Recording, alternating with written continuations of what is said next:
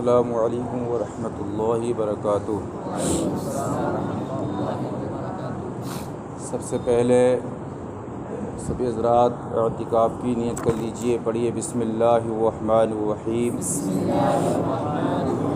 نویت سنت الاعتکاف۔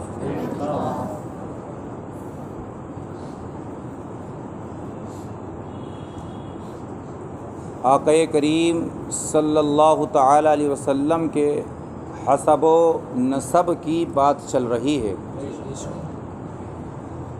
سرکار کا خاندان تمام خاندانوں میں سب سے افضل ہے۔ بات سمجھ میں آئی آپ کی؟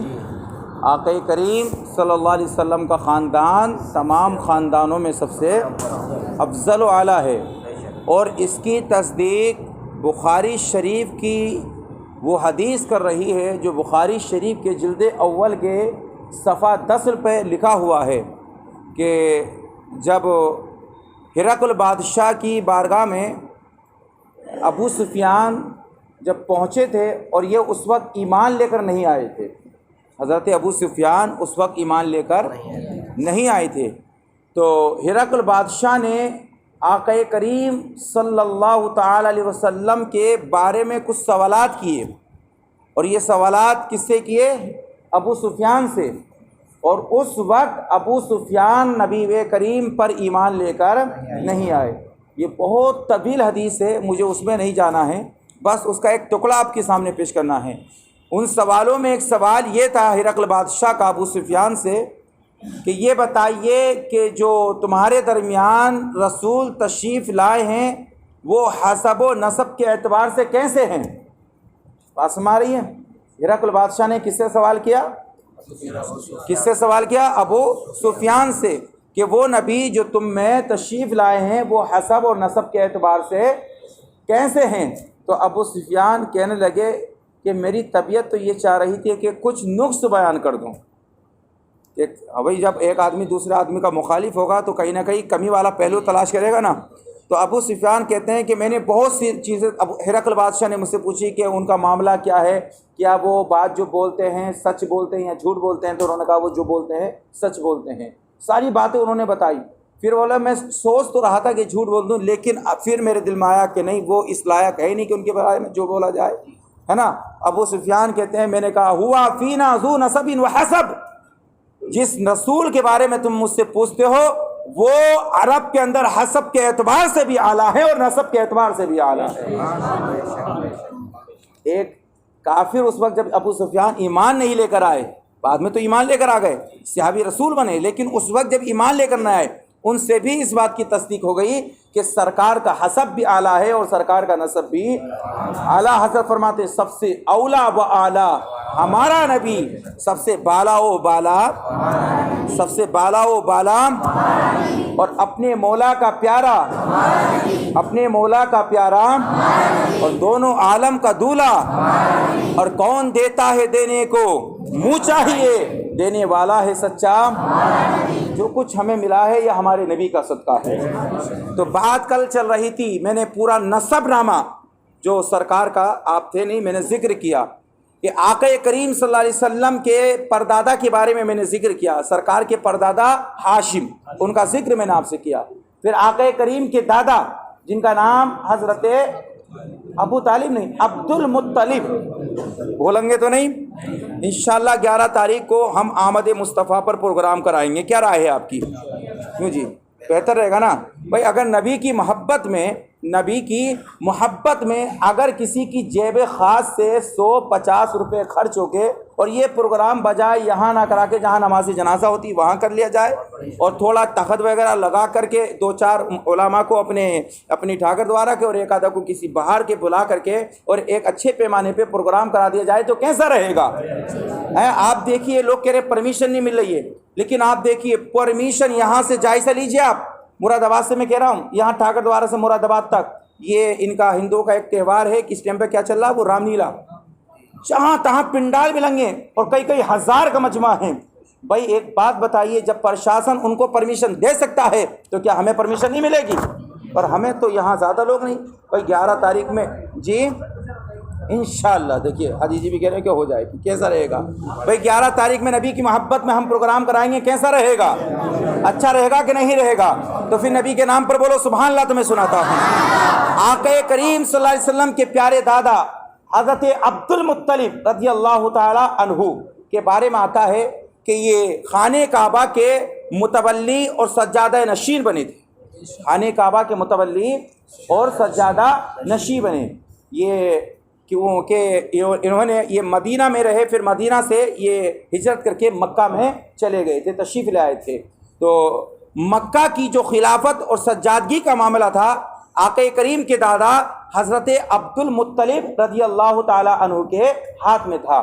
تو تاریخ میں آتا ہے سرکار کی ولادت سے 55 دن پہلے، سرکار کی ولادت سے 55 دن پہلے یمن کا بادشاہ جس کا نام ہے ابرہا، یمن کا بادشاہ اس کا نام کیا ہے؟ ابرہا.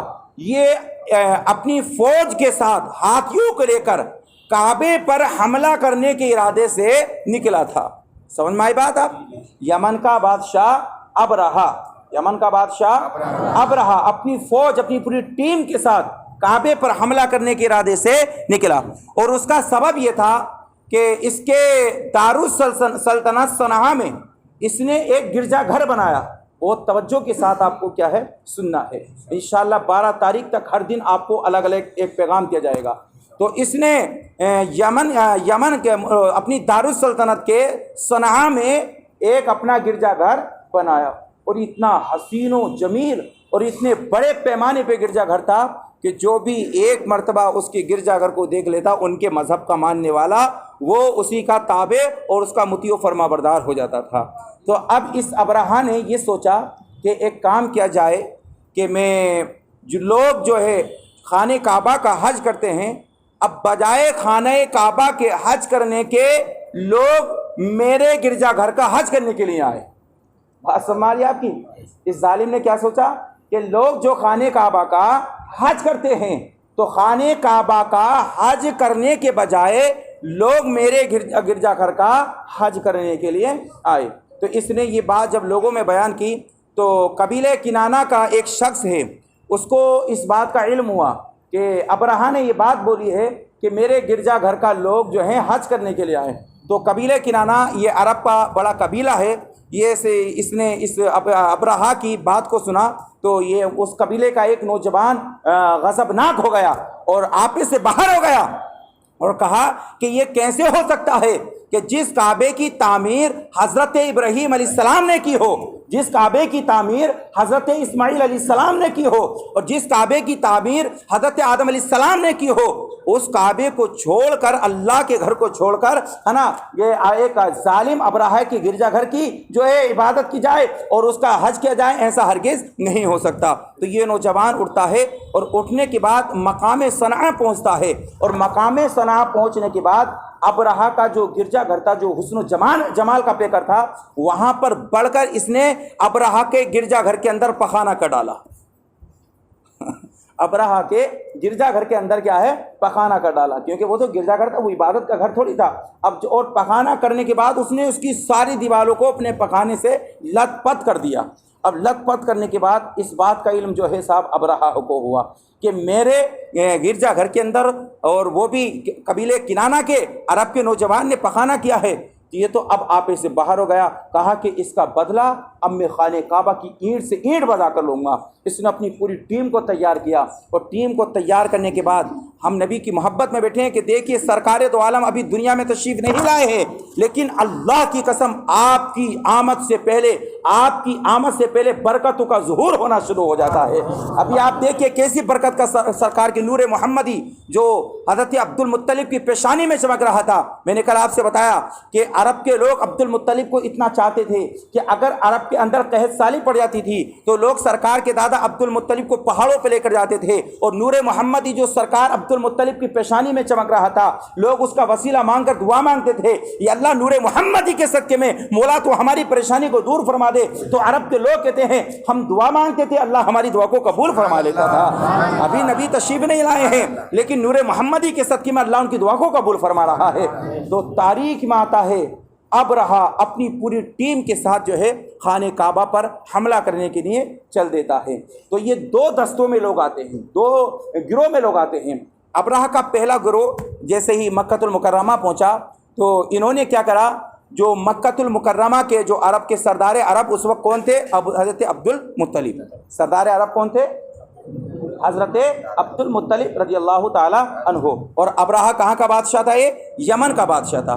تو یہ ابرہا جب اس کی ٹیم وہاں پر پہنچی تو اس نے عرب کے لوگوں کے اونٹوں کو اور عرب کے لوگوں کی بکریوں کو اپنے قبضے میں لے لیا، اور انہی اونٹوں میں سرکار عبد المطلب کے 400 اونٹوں کو اس نے جو ہے قبضہ کر لیا اور 400 اونٹوں کو اپنے حوالے کر لیا۔ اس بات کا علم جب حضرت عبد المطلب کو ہوا کہ سردار مکہ کے اونٹوں کو اور یمن کے بادشاہ ابرہا نے جو ہے اپنے قبضے میں لے لیا ہے، تو حضرت عبد المطلب شریف خاندان سے تھے۔ حضرت عبد المطلب کو جلال آ گیا، آپ نے اپنے تیبر بدل دیے، کہا کہ میرے اونٹوں کو ابرہا نے لیا ہے۔ آپ جو ہے اب حضرت عبد المطلب نے اپنا پیغام بھیجا اور کہا کہ جاؤ ابرہا سے جا کر کہو کہ میں عبد المطلب ابرہا سے ملنے کے لیے آ رہا ہوں۔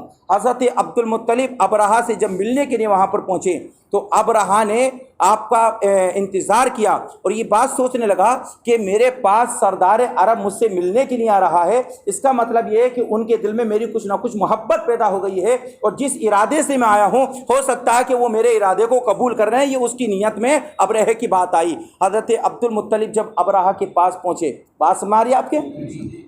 سمجھ میں آ رہی ہے؟ حضرت عبد المطلب جب ابرہا کے پاس پہنچے تو ابرہا نے جب آپ کی قد و قامت کو دیکھا، کیونکہ حضرت عبد المطلب جو ہے لمبائی میں بھی ماشاءاللہ آپ کی لمبائی کا کوئی جواب نہیں تھا، آپ کے حسن کا کوئی جواب نہیں تھا، آپ کی خوبصورتی کا کوئی جواب نہیں تھا، اور جواب یار کیوں کر ہو، کیونکہ جس عبد المطلب کی پیشانی میں نور محمد ہی چمک رہا ہو، اللہ کی قسم وہ تو الگ ہی چمک رہا ہوگا۔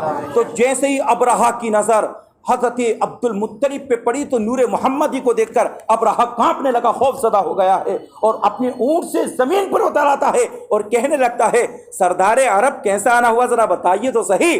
حضرت عبد المطلب کہتے ہیں میں نے سنا ہے کہ تم نے میرے 400 اونٹ اور اہل عرب کے اونٹوں پر قبضہ کر لیا ہے۔ ابرہا کہتا ہے میں تو آپ کا بڑا اعزاز اور میں تو آپ کو بڑی عزت دے رہا تھا، میں تو آپ کا اپنے دل میں بڑا رتبہ سمجھ رہا تھا، لیکن مجھے ایسا پتہ نہیں کہ سردار عرب اور اتنا گھٹیا سوال کرے گا۔ میں تو یہ سمجھ رہا تھا کہ شاید میں تو تمہارے کعبہ کو جو ہے نیست و نابود کرنے کے لیے آیا ہوں، تمہارے کعبہ کو توڑنے کے لیے آیا ہوں۔ میں تو یہ سمجھا کہ شاید تم کعبے کے تعلق سے مجھ سے کچھ بات کرنے کے لیے آئے ہو اور تم مجھ سے سوال کر رہے ہو اونٹ اور بکری کا۔ بات سمجھ میں آ رہی ہے آپ کے؟ ابرہا نے کہا کہ میں تو یہ سمجھ رہا تھا کہ آپ مجھ سے کعبہ کے تعلق سے گفتگو کرنے آئے ہیں اور آپ سوال کر رہے ہیں کس کا؟ مجھ سے اونٹ اور بکری کا۔ یہ تو آپ کی بات نے میری نظر میں آپ کی اہمیت کم کر دی ہے۔ حضرت عبد المطلب کہتے ہیں اہمیت کم ہوئی یا نہ ہوئی، اہمیت کا دینے والا تو نہیں ہے، اہمیت کا دینے والا اللہ ہے، اہمیت کا دینے والا۔ اور اللہ نے فرمایا فَإِنَّ الْعِزَّةَ لِلَّهِ جَمِيعًا، عزت تو سب اللہ ہی کے لیے ہیں بھائی۔ اللہ نے فرمایا وَتُعِزُّ مَن تَشَاءُ، ہم جس کو چاہتے عزت دیتے ہیں، جس کو چاہتے ہیں ذلت دیتے ہیں۔ تو عزت اور ذلت اللہ کے دست قدرت میں ہیں، اللہ ہر چیز پر قادر ہے۔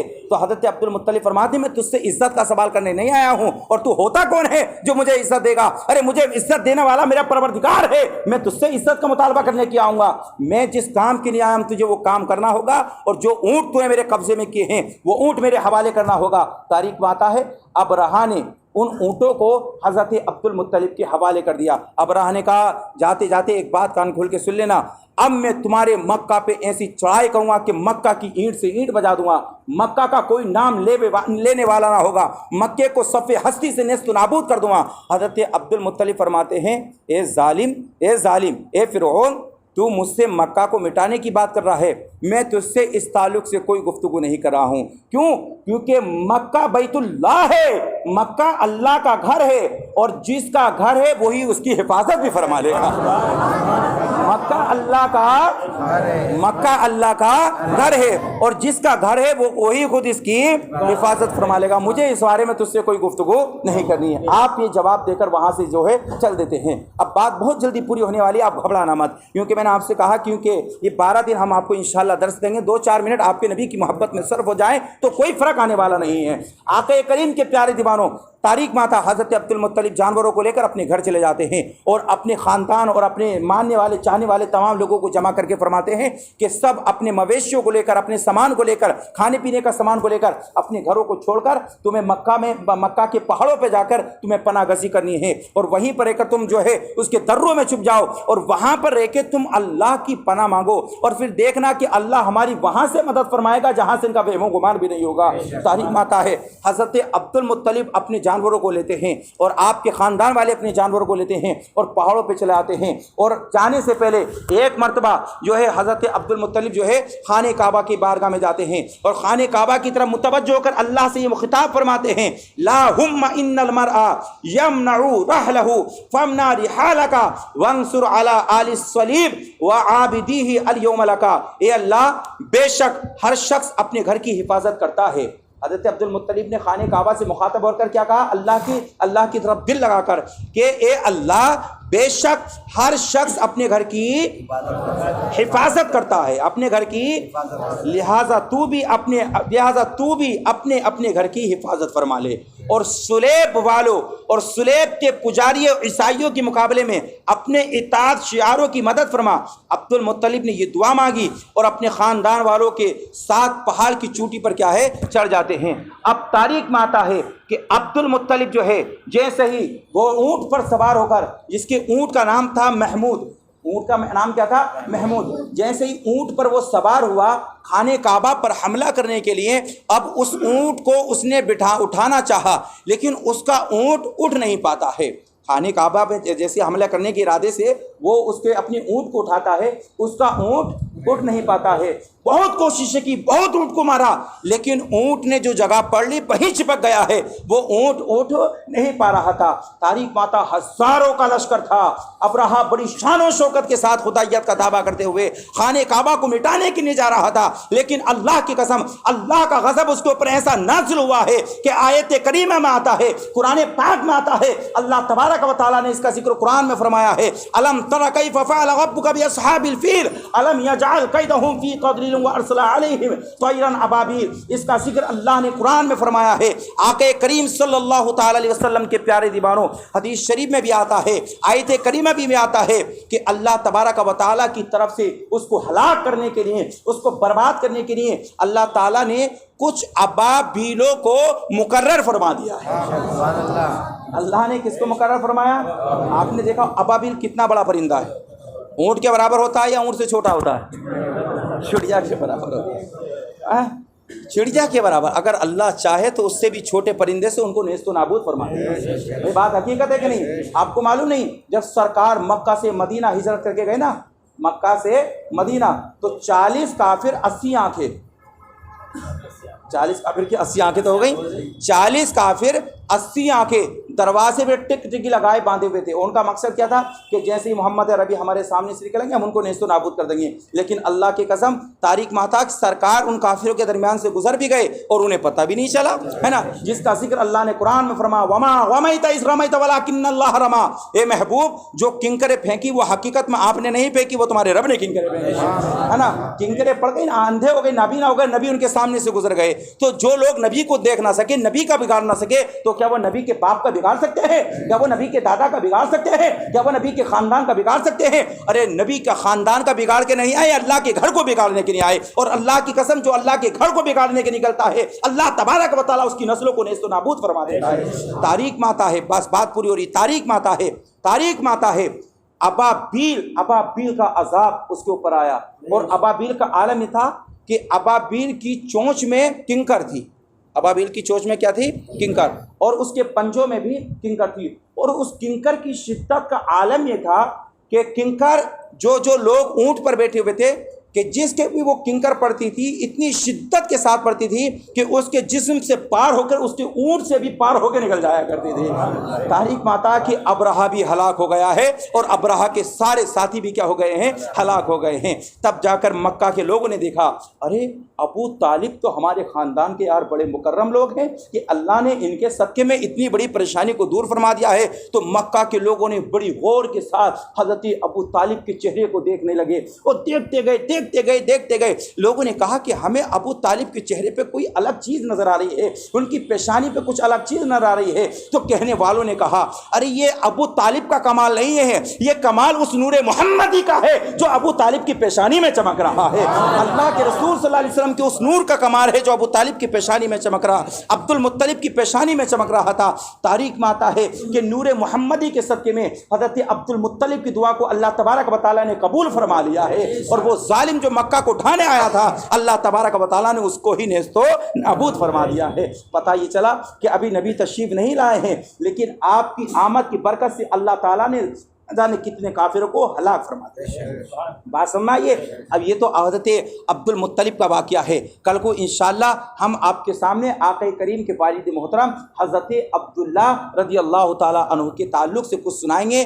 آپ کی نور محمدی آپ کی پیشانی میں کیسا آیا، آپ کی پشت میں کیسا آیا، پھر وہ نور محمدی منتقل ہو کر حضرت آمنہ کی کوکھ میں کیسے گیا، حضرت عبداللہ کا پیغام نکاح کہاں سے آیا، کس طریقے سے آپ کی شادی ہوئی، آپ کے والد کا نام کیا ہے، حضرت عبداللہ کے تعلق سے کل انشاءاللہ ہم پوری ہسٹری آپ کو سنائیں گے۔ مجھے امید ہے کہ جس طریقے سے آج آپ کثیر تعداد میں تشریف لائے ہیں، کیا کل کو بھی آپ تشریف لائیں گے کہ نہیں لائیں گے، اور جو ہمارے بھائی یہاں پر جمع ہیں اس میں اضافہ فرمائیں گے کہ نہیں فرمائیں گے۔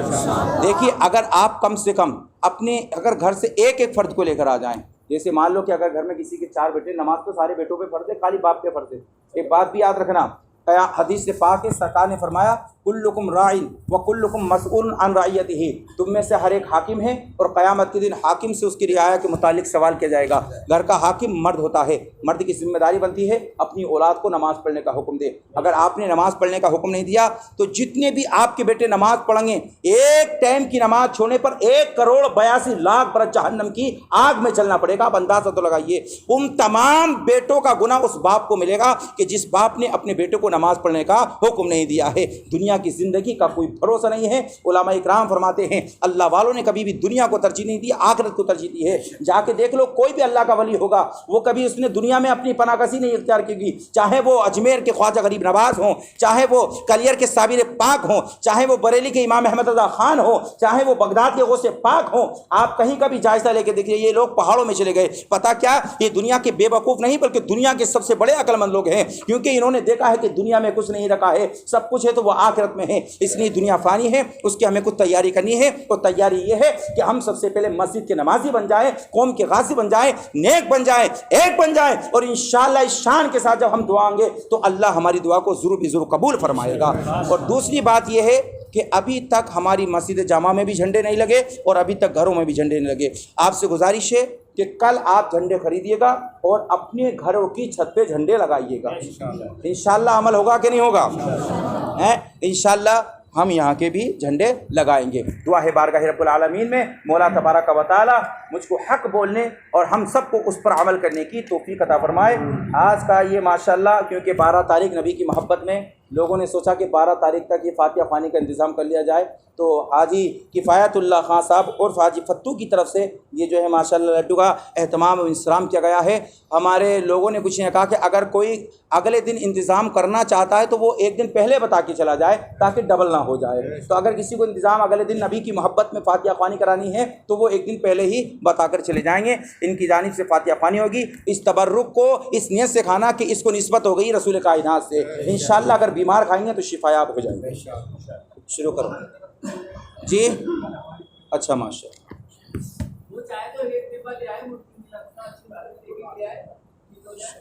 شروع۔ أعوذ بالله من الشيطان الرجيم بسم الله الرحمن الرحيم